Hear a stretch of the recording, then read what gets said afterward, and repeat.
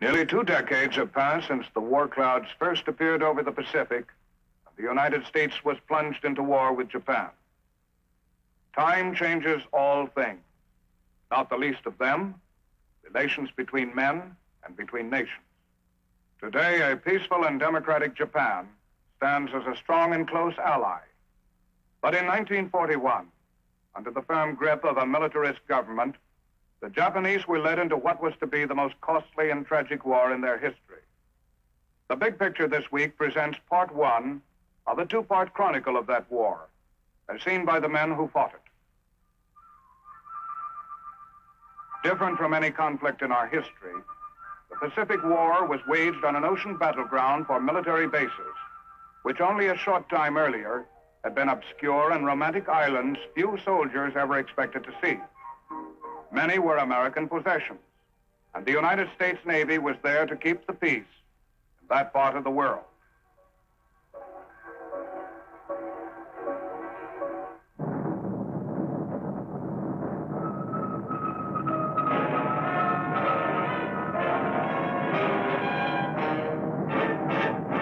The United States Army presents The Big Picture, an official report produced for the armed forces and the American people.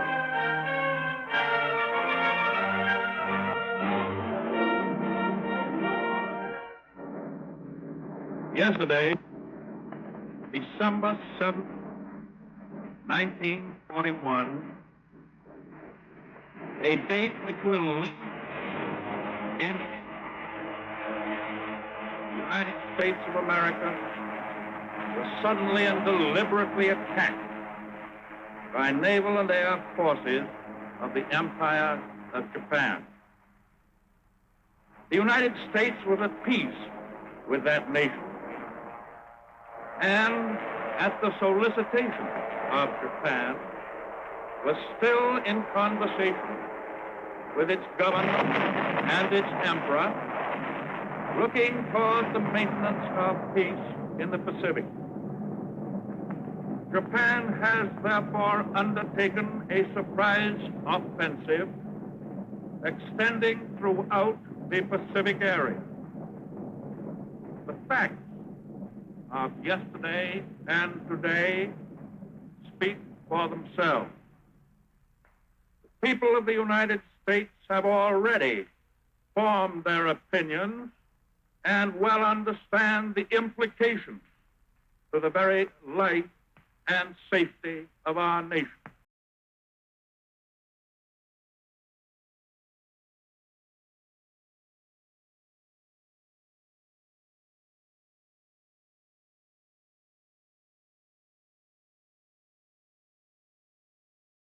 Us God.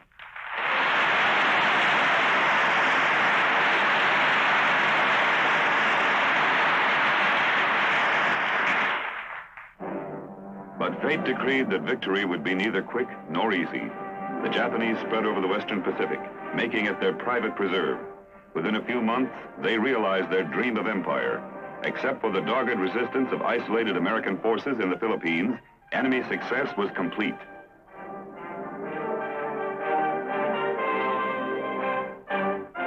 On April 9, 1942, outnumbered American soldiers surrendered on Bataan.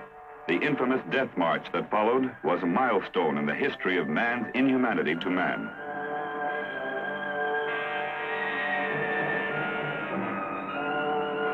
On May 6, the beleaguered garrison on Corregidor capitulated, leaving the enemy supreme between Hawaii and Australia.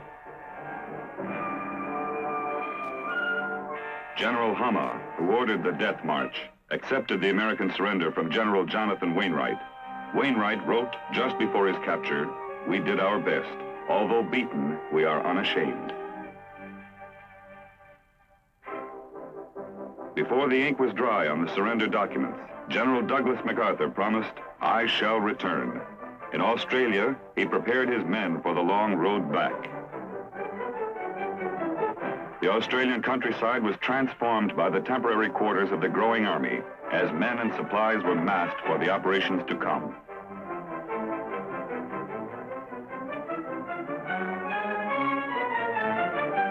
Meanwhile, we struck wherever and however we could.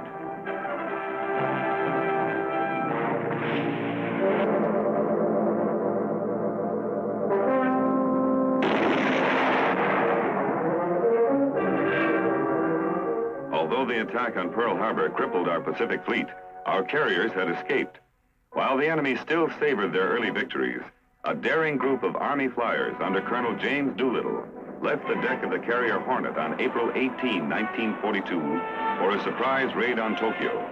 Many did not return, but their courageous actions served notice on the enemy of what was to come. May 1942, in the Coral Sea, our Navy successfully blocked the Japanese invasion of Port Moresby and helped prepare the way for a decisive American success at Midway. There, Army, Navy, and Marine flyers would be among the first to distinguish themselves in the Pacific fighting.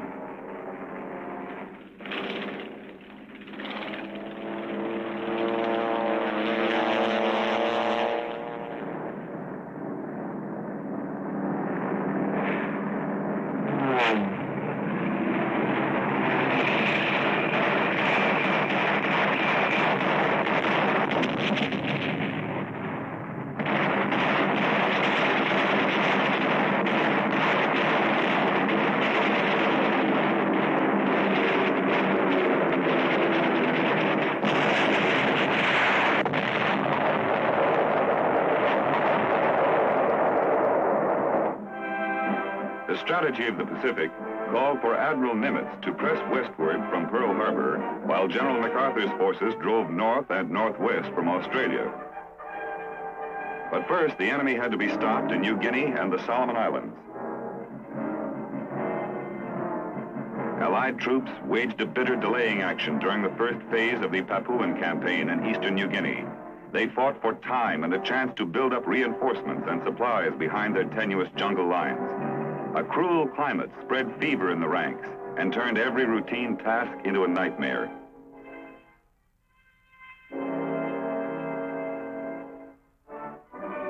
But the Allies held Port Moresby. Fresh troops poured in from Australia and the United States. Men of the 32nd and 41st Infantry Divisions, debarking at the port, faced one of the most arduous and critical campaigns of the early war. To speed the counterattack against the enemy, who had advanced to within 30 miles of Port Moresby, MacArthur flew troops over the rugged Owen Stanley Mountains to the fighting near Buna. Friendly, cooperative Papuan tribesmen made a large contribution to the campaign's success. Not only were they willing workmen, they also saved many American lives while serving as guides and scouts. While the Papuan campaign continued, an amphibious thrust got underway in the Solomon Islands. The enemy had begun construction of an airfield on Guadalcanal, from which planes would soon be able to attack our communications and supply lines across the South Pacific. Our mission was to take this field and the island. Initial enemy resistance on Guadalcanal was so light that landing forces quickly established a beachhead and prepared for advance through heavy jungle. The invasion force was confident after such an easy assault, and few expected the churning hell of enemy fire that was to come. Nor did any guess that it would require 6 months to subdue the island.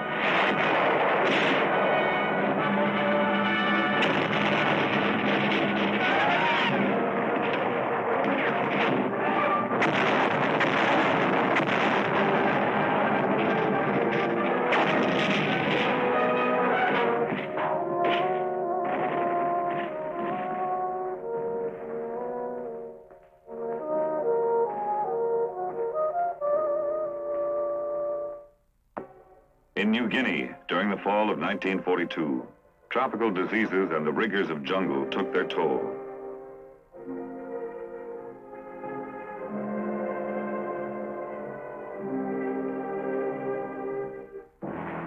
In tangled vines and shadowy growth, the Japanese waited, willing to sacrifice their lives rather than surrender. By January 1943, the enemy had expended 8,000 men in a futile effort to hold the area. Then Buna fell, and the threat to Port Moresby was ended. the enemy tried desperately to reinforce his troops in the face of constant air attack.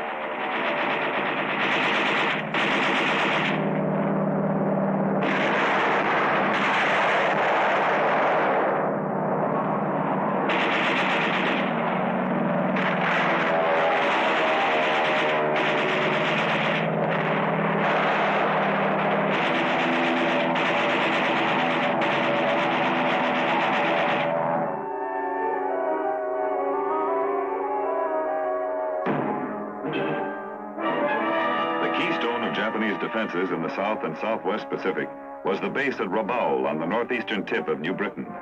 American strategy called for the isolation of Rabaul. New Georgia in the Solomons was the scene of the first major campaign in this operation.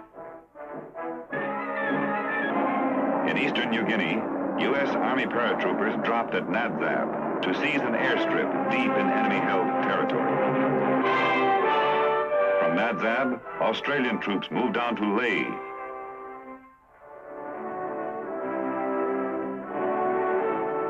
The Bougainville landings in the Solomons provided needed air bases for protection against enemy air attacks and gave us another air base along the road to Rabaul.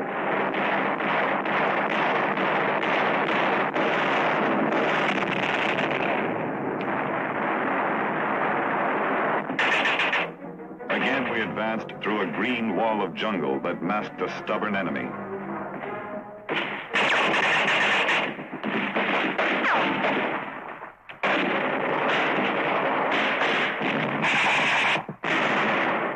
As Allied forces continued to fight and win, the myth of Japanese military superiority began to collapse.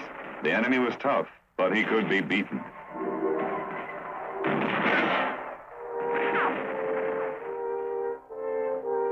The war in the Pacific presented problems previously unknown to American fighting men.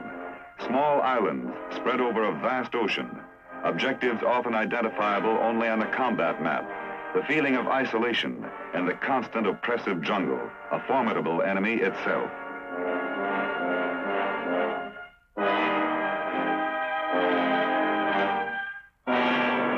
The Army Air Forces developed new supply methods to meet the requirements of isolated jungle troops. Airdrops of food and ammunition often sustained American units until the enemy was driven back or destroyed.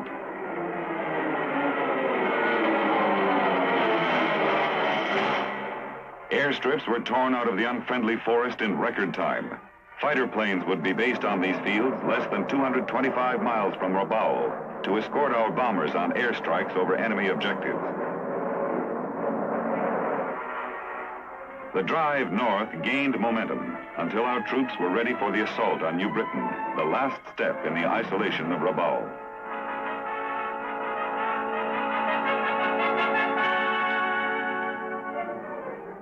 Rest and recuperation camps were scarce. During their preparation for the New Britain invasion, units in New Guinea found relaxation wherever and whenever they could. Religious services were held for those who wished to attend.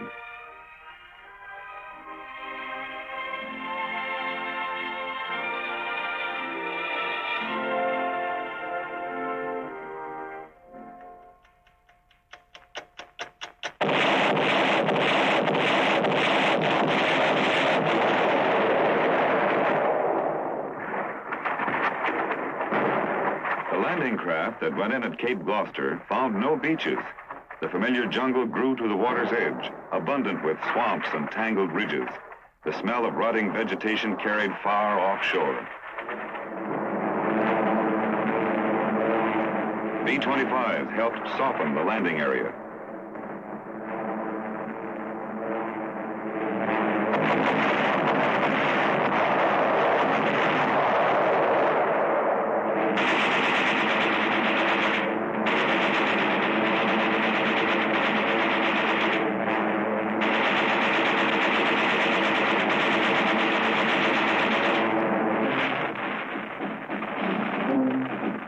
The troops called Cape Gloucester the southwest corner of hell.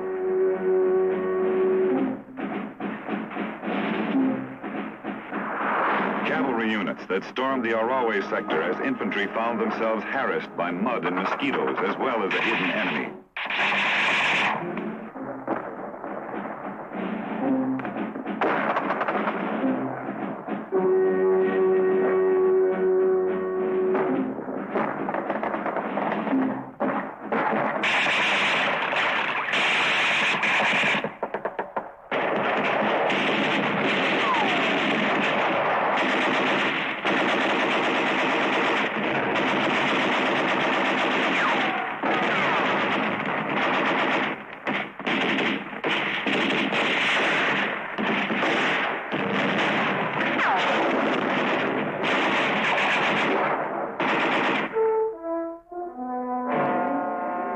With western New Britain in American hands, the Admiralty Islands of Los Negros and Manus became primary targets for our advance because of their airfields and harbor.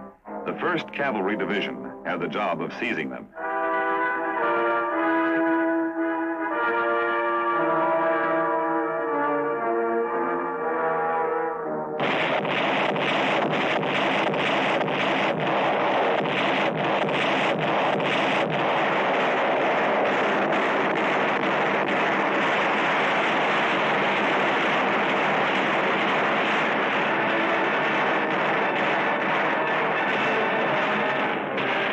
Initial enemy reaction at Los Negros was light, and the remainder of the 1st Cavalry Division came ashore.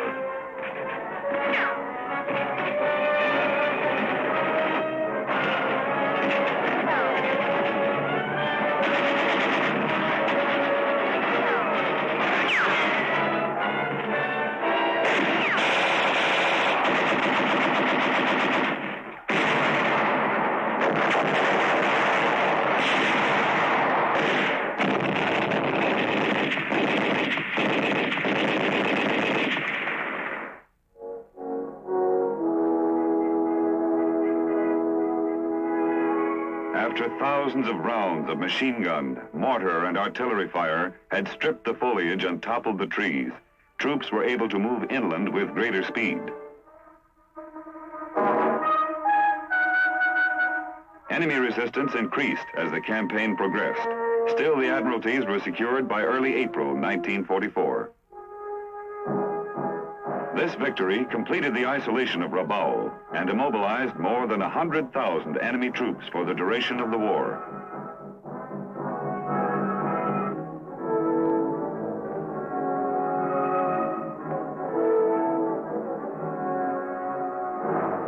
While the jungle fighting continued, another kind of war was being fought far to the north in the fog-shrouded Aleutians. In the spring and summer of 1943, the Japanese-held islands of Kiska and Attu were retaken after heavy bombing.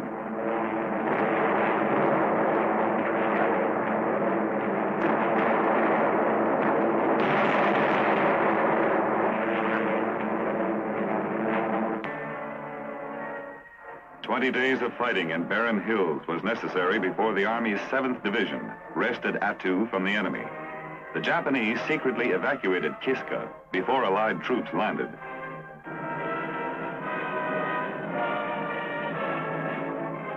Abandoned enemy supplies gave Americans a surprising change from their own combat rations.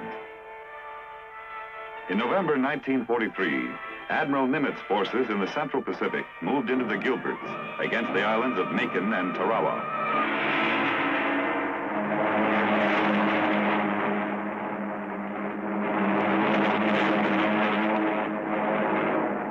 Stepping stones to the huge enemy naval base at Truk, these small coral atolls would provide valuable lessons for future amphibious operations.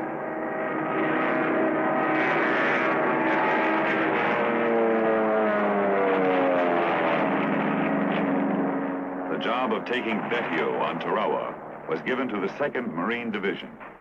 In 4 days of bloody fighting, these men earned 3,000 Purple Hearts.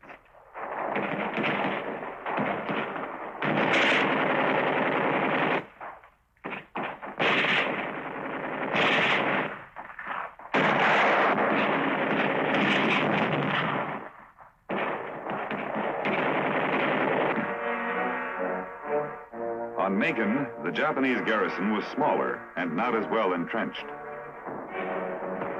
A regimental combat team of the Army's 27th Infantry Division established a beachhead on November 21st, 1943, and snuffed out the last enemy resistance 2 days later. Next to fall were the Marshall Islands, which had been held by the enemy since the end of World War I. In January 1944, the United States Army's 7th Division, veterans of the Aleutians, were assigned the biggest and toughest objective of all, Kwajalein. Experience gained from earlier landings, combined with improved support from air and naval forces, enabled the division to crush the enemy within 8 days.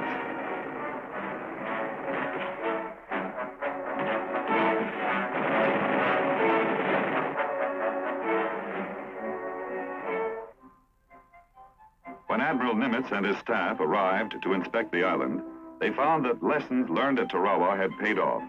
Enemy losses had been severe, our own relatively light.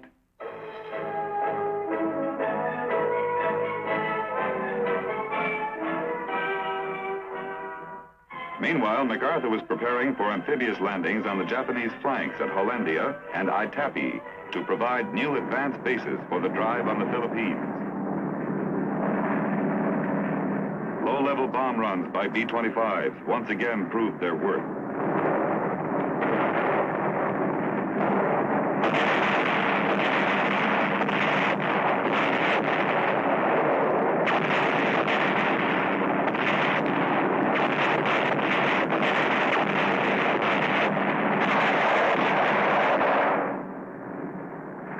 Three excellent enemy airfields at Hollandia were among our objectives. To take them, MacArthur would use the 41st Division, one of the toughest jungle outfits under his command. With them would fight a new division, the 24th.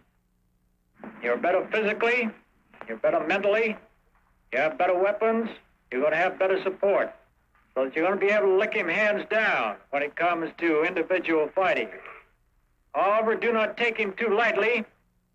The men were certain not to take him lightly. Briefings covered tactical aspects of the operations, including the treatment of prisoners. Now, when we get them, maybe that they will have gone for a long time without water, perhaps without food. All right, give them a drink of water if you like. Give them something to eat if you like. But don't give them cigarettes. Don't give them gum. Don't give them candy, if you have any. Treat them according to the rules of war, no less and no more. American forces again fought through steaming jungle to cut off 60,000 enemy soldiers to the east.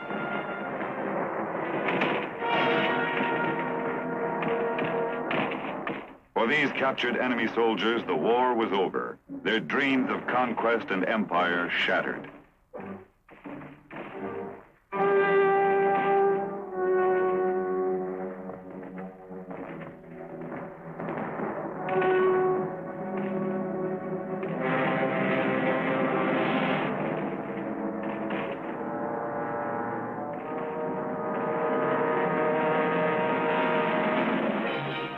The much-needed airfields around Hollandia were the big prizes.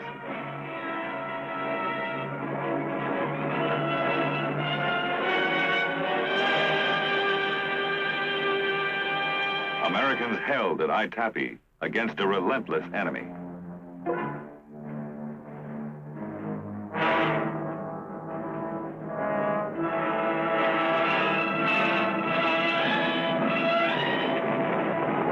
Then continued northwest along the coast to Wak Di Sarmi.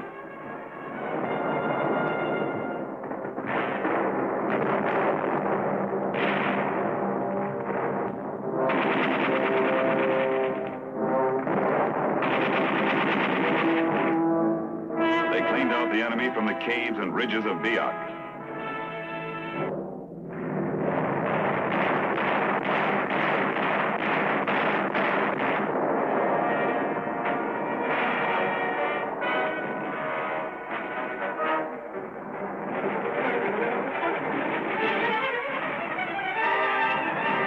They secured little Numfor Island and moved on to the tip of New Guinea.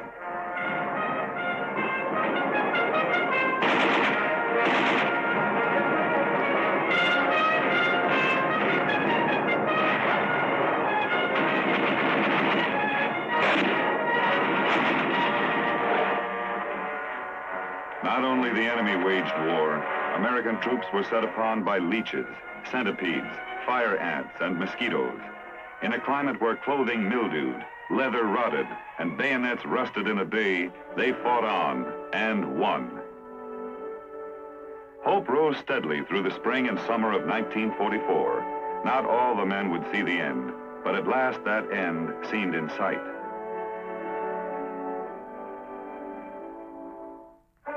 With the addition of new airfields, our planes were able to strike more often at the critical supply lines which supported far-flung enemy defenses.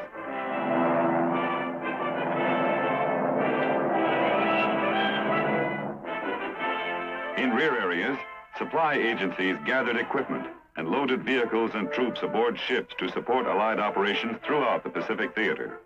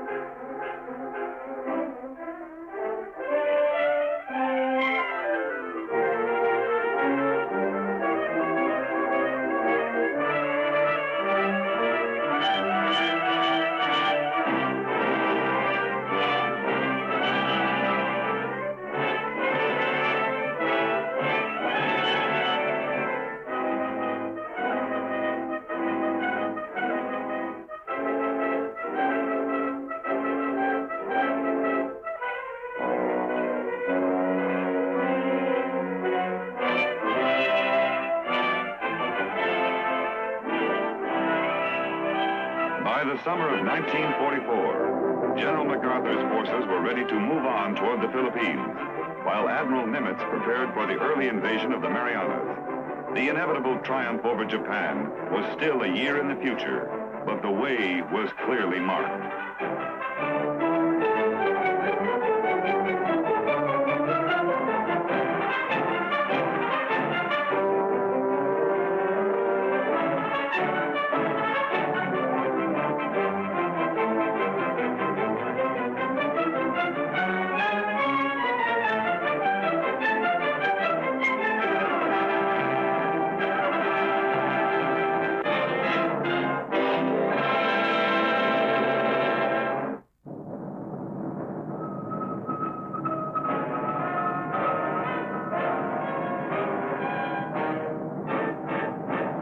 The United States Army presents The Big Picture, an official report produced for the armed forces and the American people.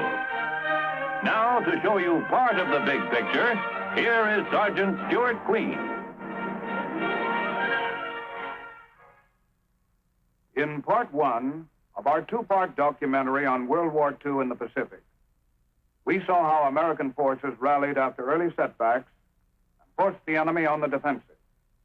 Successive Allied victories in the Central and South Pacific during 1943 made possible the great sweeping drives the following year, which cost the enemy all his early gains. Now we will witness the final stages of that epic struggle.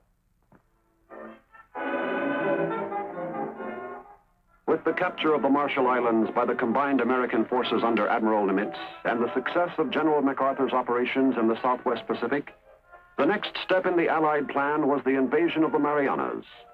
6 months ahead of schedule, Saipan and the Marianas became the target of two Marine divisions on June 15, 1944.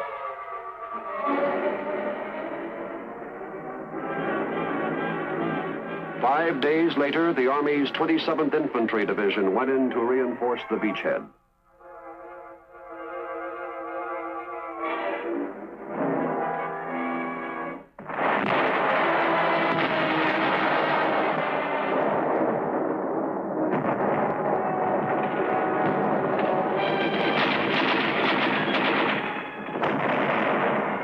Enemy soldiers, refusing to surrender, holed up on hills and in caves. Many had to be blasted out. The surrender of enemy troops did not come easily. At times, Japanese prisoners were used to urge their comrades to surrender rather than be buried alive.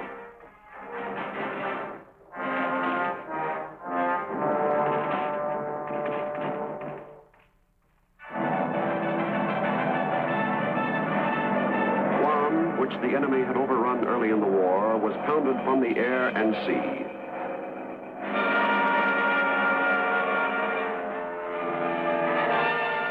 The invasion of Guam took place on July 21, 1944.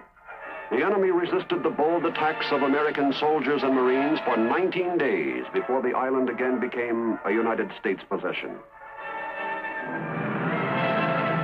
During the fighting in the Marianas, Army engineers and Navy Seabees had begun work on an extensive system of B-29 airfields.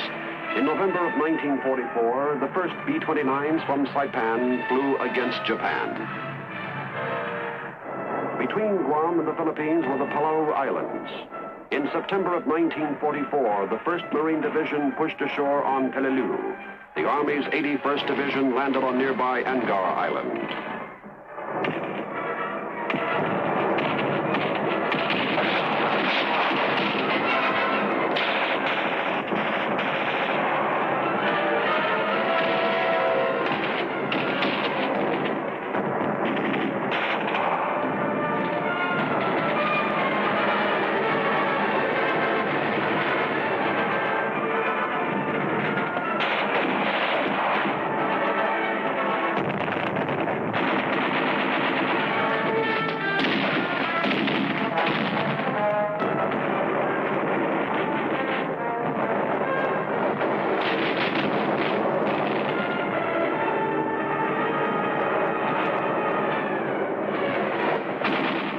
Army, Navy, and Marine casualties amounted to nearly 12,000 men, while the Japanese garrisons were all but wiped out.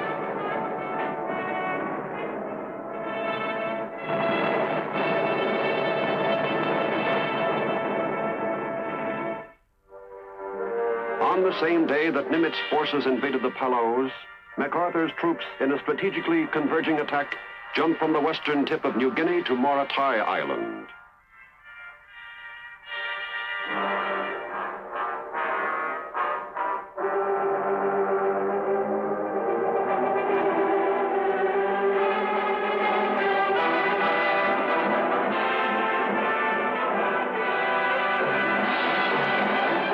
With the landings on the Palaus and Morotai, the twin drives across the Pacific were completed, and American forces stood upon the threshold of the Philippines.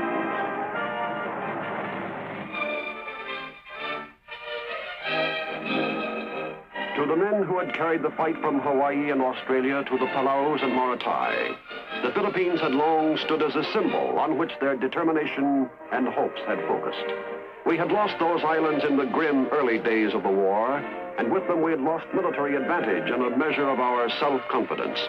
Now, 3 years later, a large and powerful armada converged upon those islands 2 months ahead of the Allied schedule. Destination Leyte, purpose liberation. General MacArthur had promised to return, and return he did. On October 20, 1944, 4 American Army divisions stormed the Leyte beaches to begin one of the last great campaigns of the Pacific War. To intercept our invasion force and destroy the American 3rd and 7th fleets, the enemy divided the bulk of their ships into 3 sections and sent them toward Leyte. On October 25 and 26, the greatest naval battle in history took place, the Battle of Leyte Gulf.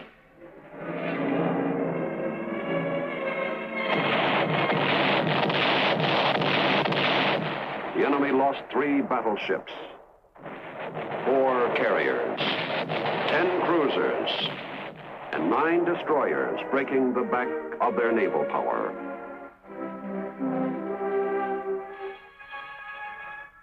The fighting on Leyte reached a climax with an end run to the west coast at Ormoc. Leyte was ours by Christmas 1944.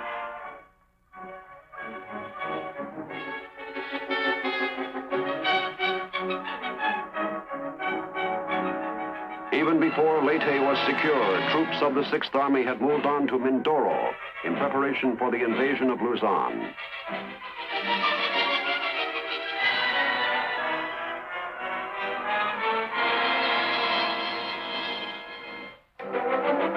Then, on January 9, 1945, the 6th Army landed on the main island of Luzon. A people who had existed 3 years under enemy rule welcomed their liberators with unrestrained joy.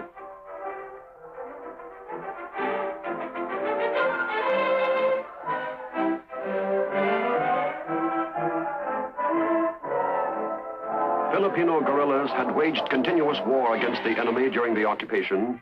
Now, armed and equipped as units of the new Philippine Army, they fought side by side with advancing Americans to drive the invader from their soil.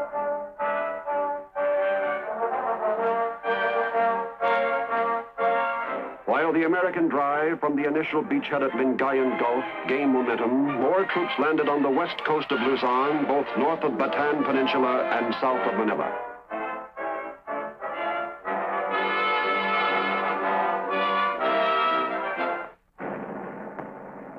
Enemy forces were concentrating their defenses in the rugged mountain terrain, and the task of routing them was exhausting and hazardous. I think they're going to be doing okay. They're flying down here at 20 degree azimuth, but they're doing okay.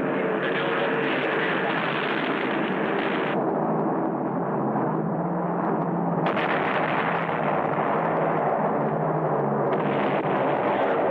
They're flying too much from northwest.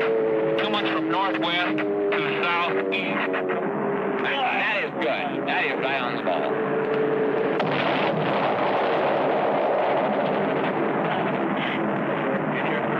Did your three bombs, very nicely placed. The mission of attacking this ridge directly to our rear, which is about 2380 on the map. B Company is moving through F Company's present position, located on this high ground back there. They're going to pass through F Company and attack up towards the same hill, 2380. Now, can you give me a concentration on that hill? On 2380? Right. Yes, we have the 4.2 mortars, the 155, 105, and 75, all zeroed right on the hill. A daring raid on Cabanatuan prison brought freedom to hundreds of survivors of the Death March in Corregidor.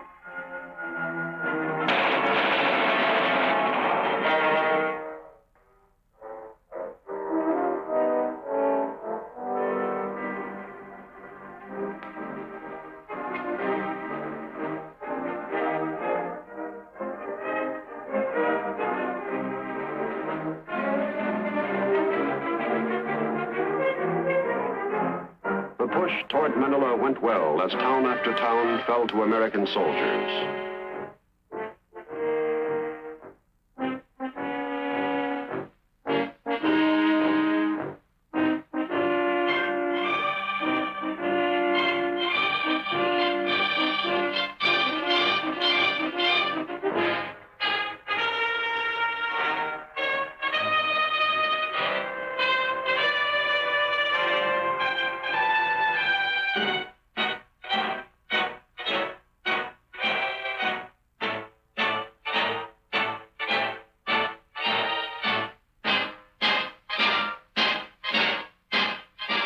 By early February, the 1st Cavalry, the 37th Infantry, and the 11th Airborne Divisions converged upon the city.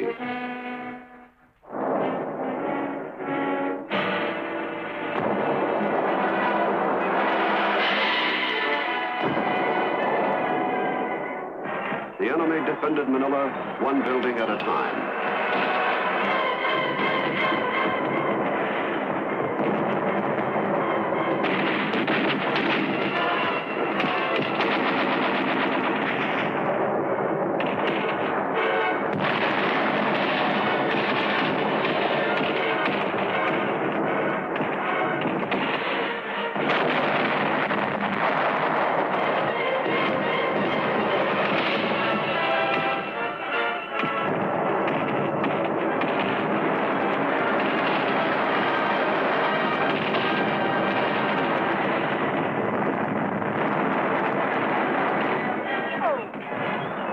One of the strangest battles of the Pacific War was fought in the Rizal Baseball Stadium in Manila. There, American tanks in the infield fired their guns point blank at enemy defenders who were hidden in the grandstands.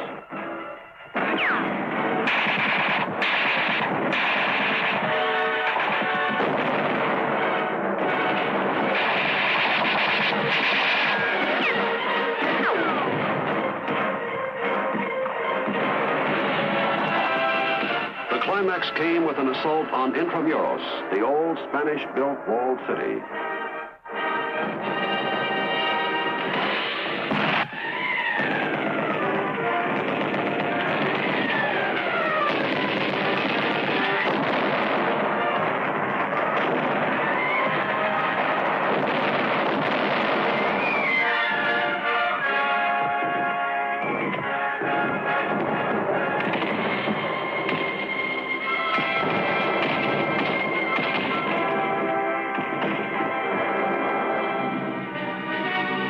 Before our Navy could use Manila Bay, the enemy garrison on Corregidor had to be subdued. The 503rd Parachute Infantry dropped on the island February 16.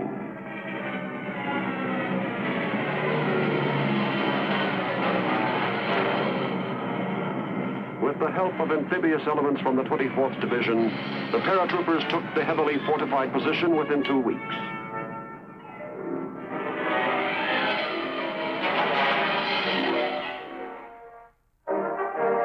Shortly thereafter, General MacArthur arrived to congratulate his men.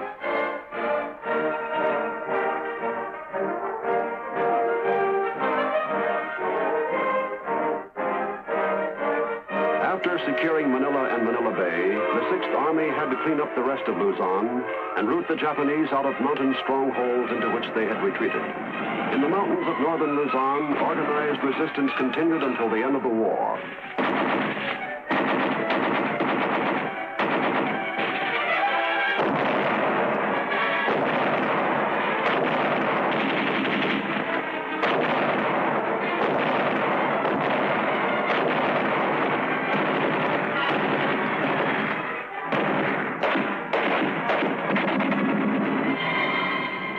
While the 6th Army was finishing the job on Luzon, the 8th Army moved into the southern Philippines and in a rapid series of amphibious operations cleared Palawan, the Zamboanga Peninsula, the Sulu Archipelago, Panay Island, Cebu, Negros, and finally eastern Mindanao.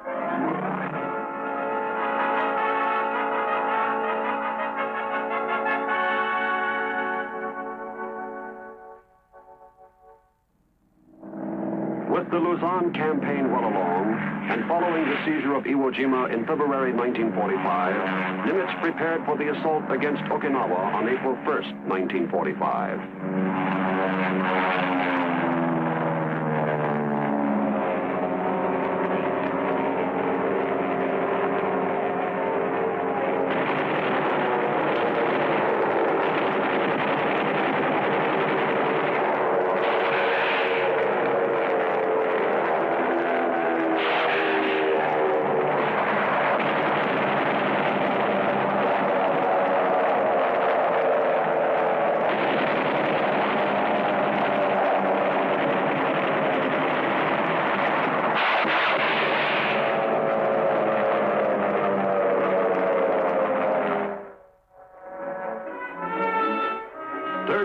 American naval vessels converged upon Okinawa and began the heaviest pre-landing bombardment of the Pacific War.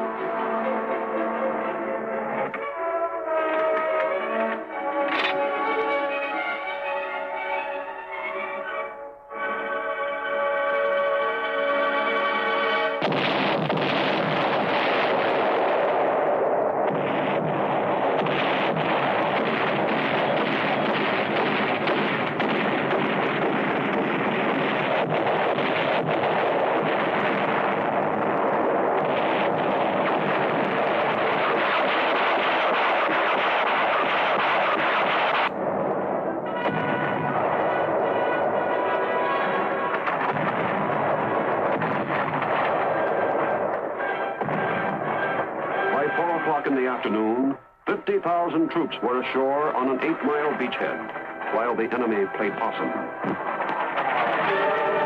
On April 6th, Japanese pilots of the ill-famed Kamikaze Corps flew their suicide planes against our fleet.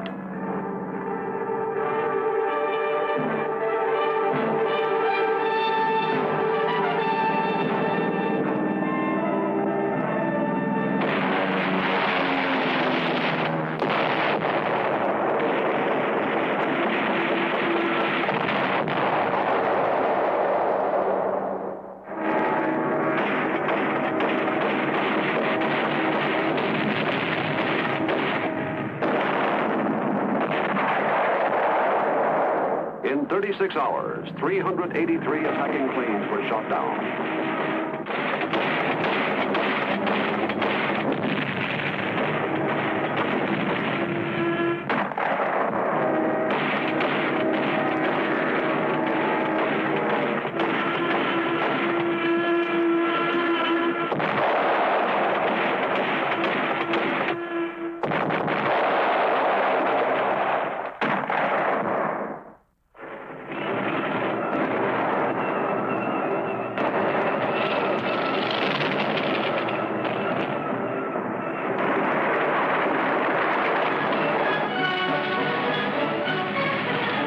Okinawa, General Simon Bolivar Buckner's troops found northern resistance comparatively light, while the 10th Army in the south found some of the strongest resistance yet encountered in the Pacific.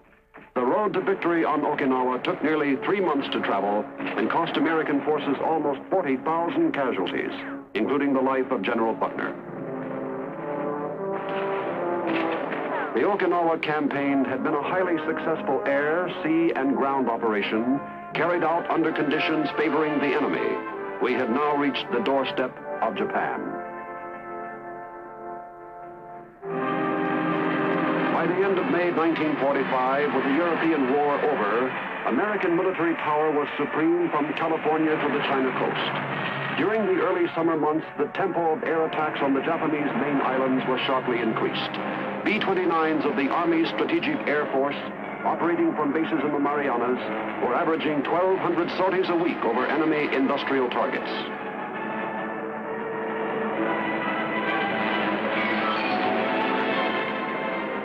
Fighter cover from Iwo Jima protected the big bombers against enemy interception.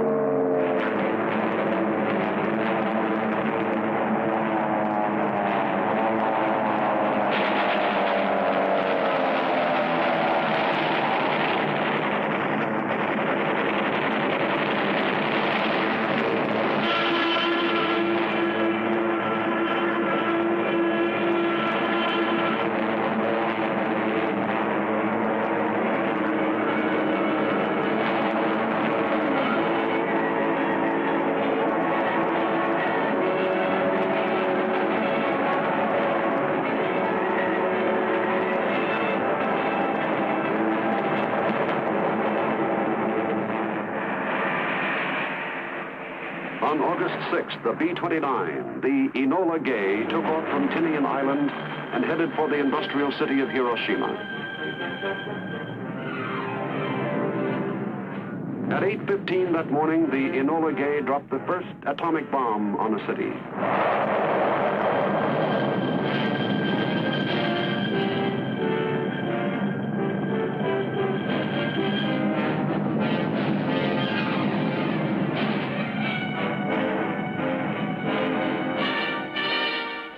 3 days later, the only other atomic weapon then in existence fell on Nagasaki, a nation that only a few years earlier had embarked upon a war to expand its empire, had reaped a bitter reward. Hiroshima and Nagasaki lay in ashes. A major portion of Japanese industry had been destroyed by the firebomb raids of our B-29s. Her mighty Navy and Air Force had been decimated, and the Imperial Army was a skeleton of its former self.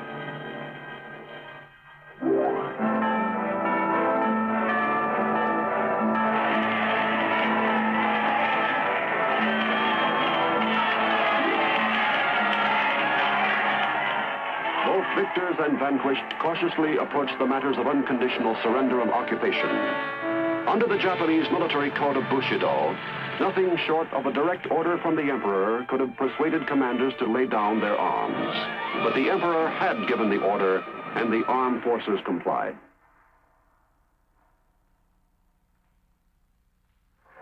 American troops quickly flew to airstrips that enemy fighter planes had been using only a few days before.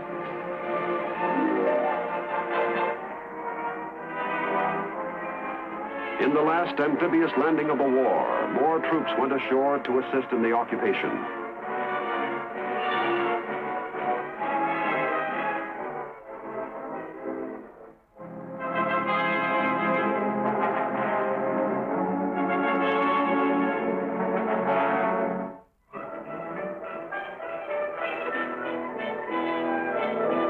American military and naval personnel in Japanese prison camps were released.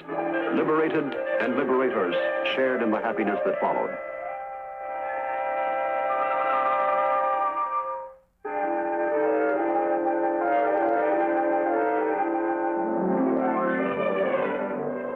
The Allied High Command estimated that more than 1 million casualties had been avoided when the Japanese capitulation canceled invasion plans.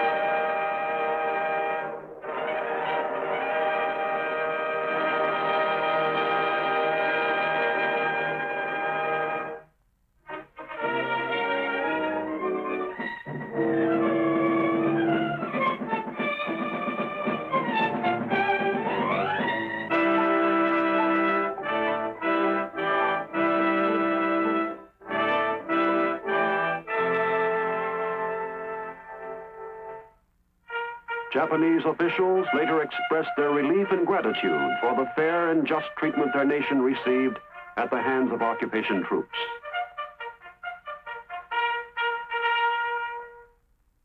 Although the warlords who had brought on the conflict were subsequently brought to trial, the Japanese people were permitted and even encouraged to make the quickest possible transition to useful, peaceful activity without American interference. Engineer units immediately pitched in to help rebuild what our bombers had destroyed. After years of propaganda and heavily censored news, a free press kept the Japanese people abreast of daily developments.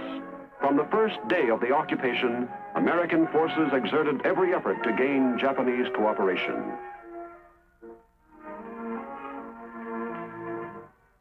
Aboard the battleship Missouri in Tokyo Bay on the morning of September 2, 1945, Allied military leaders assembled for the signing of the formal peace agreement with Japan. We are gathered here, representatives of the major warring powers, to conclude a solemn agreement whereby peace may be restored. The terms and conditions upon which surrender of the Japanese imperial forces is here to be given and accepted are contained in the instrument of surrender now before you. I now invite the representatives of the Emperor of Japan and the Japanese government and the Japanese Imperial General Headquarters to sign the instrument of surrender at the places indicated.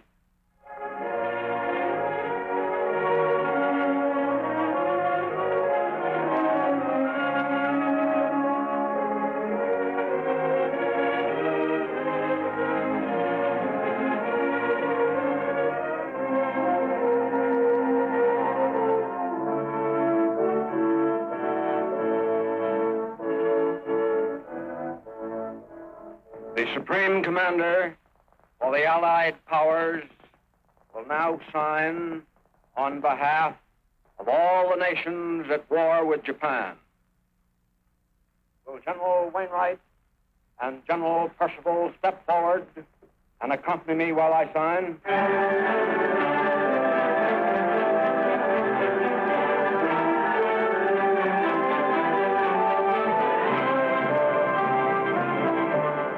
General MacArthur used 5 pens to sign the historic documents and presented the first to General Jonathan Wainwright.